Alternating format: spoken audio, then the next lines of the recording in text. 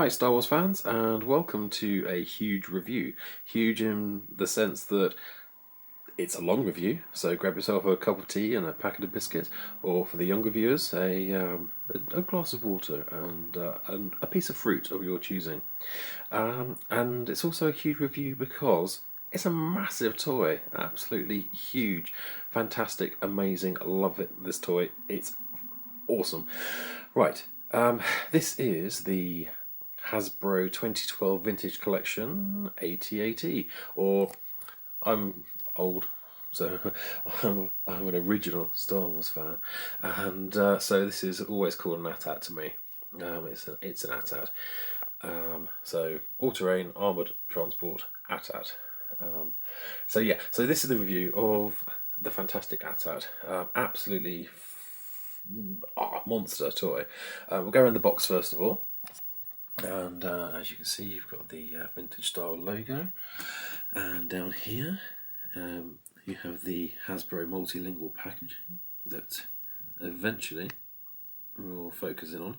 This is in stunning HD, so you can bump up the video quality, and oh, there we go, bump up the video quality. You can see how fantastic this is, and includes vehicle, AT-AT driver figure, and speeder bike. Others available.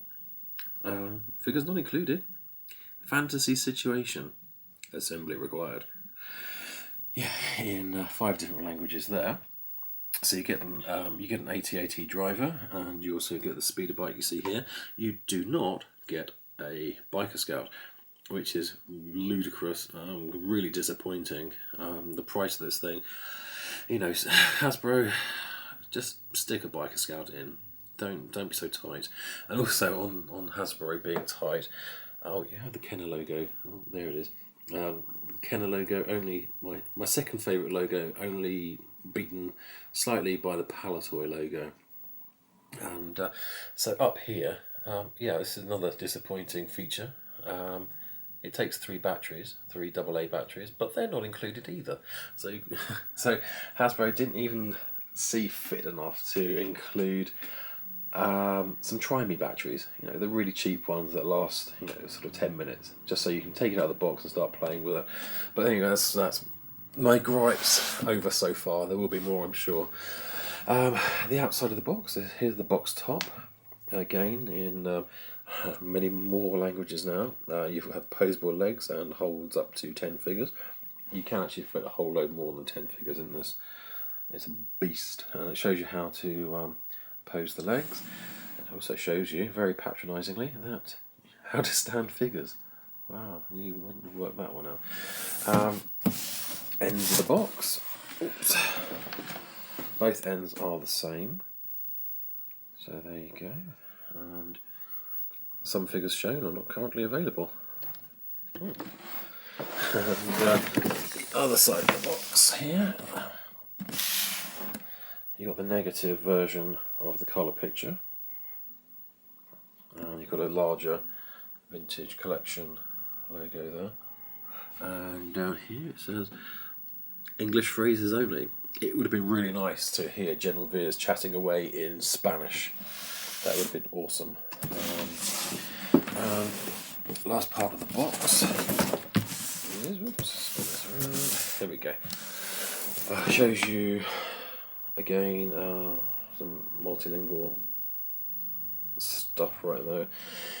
Inside the cockpit shows you that you can raise the, you have the international language of directional arrows right here, working at their finest. Shows you can raise the cockpit lid, and you can insert 2 AT-AT drivers or AT-AT drivers. Also shows the illuminated screen there, which is quite awesome. The AT-AT driver it comes with is really hard to manipulate and difficult to get into the cockpit. It shows you there that you can rotate the guns, and you can also move the head via the handle on top there. And at the back here it says activate flashing laser cannons, and there's another vintage logo. Right, well, I think without further ado we shall get this bad boy open and look inside. Well, first off, I wish I'd filmed myself actually constructing it. It couldn't have been. It was a doddle. It couldn't have been easier to put together. You've got the forelegs. Oh, this is my finger. My mate Richard loves this when I do this. Pointy finger. So that's for you, Rich. There you go. You've got 4 legs which are already assembled, and they just click into the 4 feet. And you also have this this support strut, which serves nothing apart from a section of detail, so it doesn't actually serve anything in the way of support. You have to do this with the AT-AT on his back, like that, say he. Yeah, it just looks like a he. It looks like a big dog. It's an awesome toy. I can't wait to show you. So inside, it just shows you how to insert the chin guns, how to put the decals on. The decals, this is the decal sheet. Tiny, this is my giant index finger here. I ended up had to use tweezers, modelling tweezers, to fit the decals, apart from the viewing screen, which is quite large. Very thin, very easy to tear though, so if you're going to attempt to do this at some point, just do it with care. You've got 4 very small decals.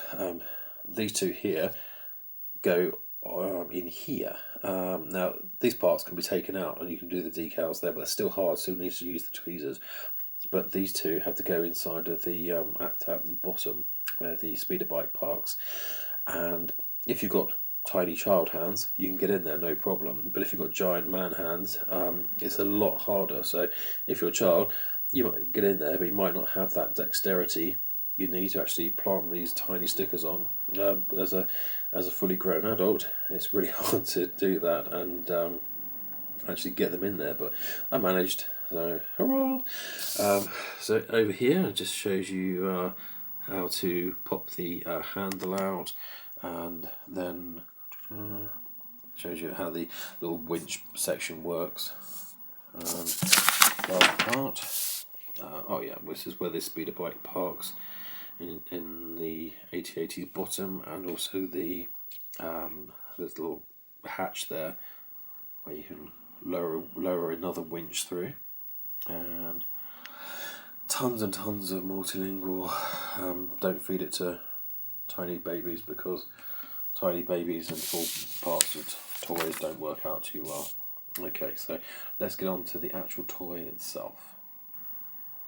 Well, to call this a toy is, say toy, it is a toy, but you say toy and you think, oh, toy, but it's a monster. It's like having quite a large dog. Just to give it some scale, this is the AT-AT driver that it comes with.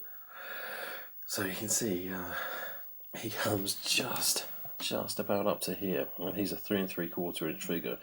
So yeah, that's amazingly huge. So there we go. I'm going to start with underneath. I'll show you where the battery's going, where the hatch is. So let's turn him over. Something that's really impressive with this AT-AT is the level of detail, even in the parts that generally you're not going to see when you're either displaying it or playing with it. Sort of under the head here. So there's detail all over the place, which is really nice. This is how the chin guns work here. You've got these two levers, pull those backwards and forwards. They're spring loaded, so as you pull them, they just flip straight back, and that's where I'll show you the right way up in a minute as well. So, but under here, you've got the battery cover. Thanks Hasbro, I have to put my own batteries in here. And you've also got, this is the flap that opens up here, so sneaky peek inside there. And you've also got the on-off switch, which is just here. Switch him on. Okay. So there you go. So there he goes. Preparing attack vector. The reason he's just started up is the buttons that activate the sounds are actually on the top. So being upside down, he doesn't like. Oh, he doesn't like it. So I'll switch it off for a moment. Yeah, he doesn't like being on his back just because it's kind of that's where the buttons are. So he's permanently on chatting away. Something I don't like. This is a gripe. Okay, here we go. As you can see, loads of shiny screws. Now they show up. They really do shine away. There's no reason why Hasbro couldn't have used some common sense, and very disappointingly, they didn't. But they could use some common sense, and they could have used some dull grey screws. They could have put something there. They don't have to cap it, because I can understand to cap each one of these is going to be very time consuming, and it's going to cost them more money to produce, which is they're not about that. They're about saving money. So we are in HD as well, so you can up the quality of the picture. I think I've already said that. So I can understand why they wouldn't cap them, time and money, but they could have used some sort of dull headed screw, so you wouldn't have this bright shiny Phillips headed screw just jumping out at you. But that's a bit of a gripe for me. It's a really simple thing. Wouldn't have cost them a lot to do, but there you go. So this is the back end. So I'm going to turn him up the right way now. Yeah, here we go. He's right way up now. So I've turned the sound back on, and show you how the chin gun.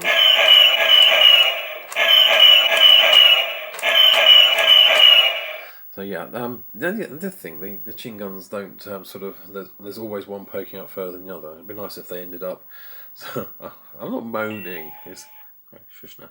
I'm not moaning, but it'd be nice if you see one's always sticking out further than the other one. So it would be nice if they were kind of equal. It's just me being sort of fussy. Again with these bright shiny screws, you can see dotted around the collar there. Also, the part that covers the neck mechanism, it's very soft, very squishy, very stretchy rubber or latex, and I think from a playability kind of point of view, I'm not sure how long that's going to last. With lots of head movement, I think that's going to split pretty quickly, and I'm not sure sort of over time, sort of deterioration, is it going to rot? So once you've had this out on display, if you don't it's going to be hard to keep dust free, just because dust will want to stick to this. It is actually quite, there's a level of tackiness about it. So I'm not sure how long that's going to last. You do have the firing rockets here. I'm not going to demonstrate them because I'll end up stuck in the Dyson somewhere and I'll never find them again. Cockpit wise, pop this open. So assembly, absolute doddle, really easy to put together. Rebel forces spotted. Preparing attack vectors.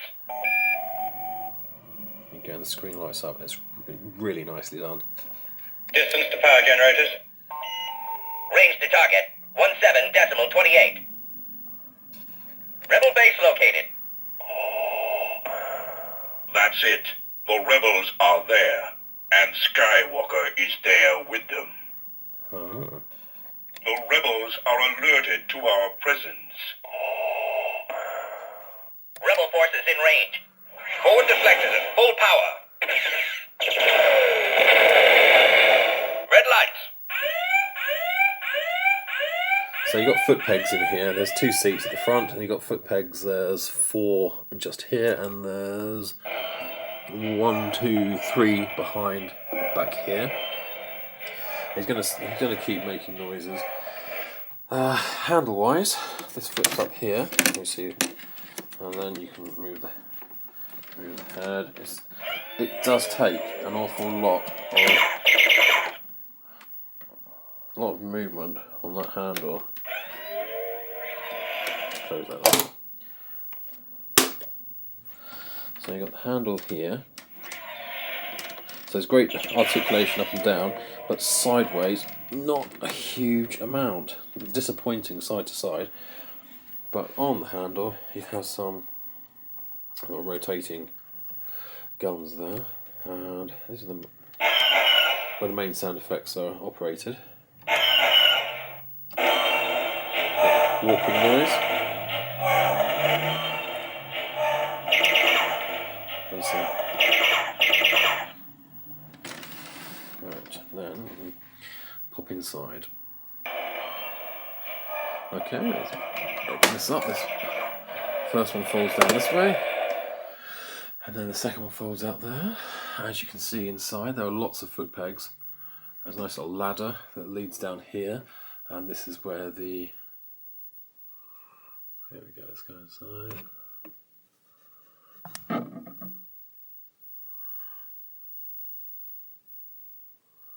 And you can't actually see, but inside here is where the little trapdoor underneath is.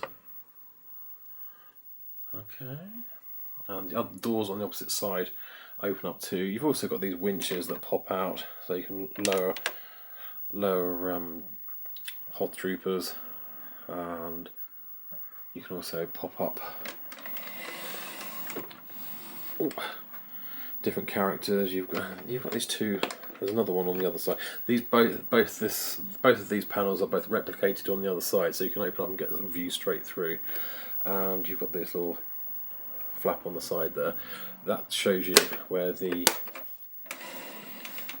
speeder bike is. And then there's this flap here. This comes down, and there's your speeder bike tucked in the boot or trunk if you're American. And you press this one here, and that pops out. Wow! And then you've got these two little footrests here that click in and hold that in place like that. And here's your speeder bike. Speeder bike I have issues with because it's really hard to stand. You want it to kind of sit as a speeder bike would, as most other versions of the Hasbro speeder bike do, but yeah, it's kind of just wants to fall over. So it doesn't. It just wants to. That's how it wants to sit, with the front end touching the surface there, which I don't want it to sit like that. I want it to sit with the front end up, but it won't. And then in the boot here, you've got these are the little stickers go up here, little decals, really hard to get into. Loads of foot pegs there, and not much headroom, so it's quite hard to, in those very far foot pegs, it'd be really hard to get anything in. But again, really impressive with the level of detail all the way around this. Absolutely superb. I know I've been moaning about some of the points of it, but let's pop him back in. I have been moaning because Hasbro, we expect better. We want you to, this is a big ticket toy. It's not cheap. So it pops back in like that, and then you close the bottom back up. So it's a big ticket toy. So it's not as if it's something you're paying a little tiny bit of money for. So you should really include some batteries and include a biker scout. That's disappointing. So apart from that, I absolutely love it. It's fantastic. Really lucky. My wife bought this for me for Easter instead of an Easter egg. So yeah, that's I did quite well out of that, didn't I? So there you go, guys. Thank you very much for watching. And as always, I think I've already said he didn't come with a blaster. It would have been nice if he'd come with a blaster. As always, guys, thank you very much for watching. Let me know if you got one. Let me know what you think. And as always, may the force be with you. And stay tuned. There will be more videos coming up soon. Thanks very much, guys. Bye bye.